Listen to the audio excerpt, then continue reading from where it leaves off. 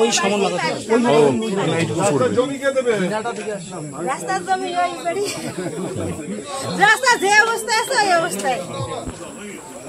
বামুনহাট ১ নম্বর গ্রাম পঞ্চায়েতের দুর্গানগর এলাকার ৭-এর ১২৫ নং বুথে জনসংযোগে উত্তরবঙ্গ উন্নয়ন মন্ত্রী উদয়ন গুহ রবিবার বিকেল ৪:৩০ নাগাদ এলাকায় জনসংযোগ কর্মসূচি করেন মন্ত্রী উদয়ন গুহ।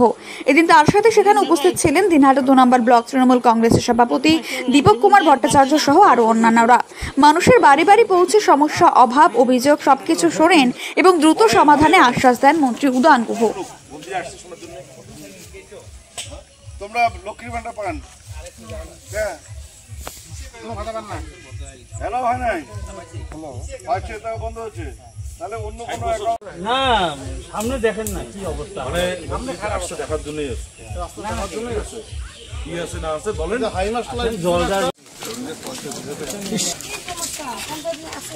পঞ্চায়েত আছে, পঞ্চায়েত খোঁজ খবর করে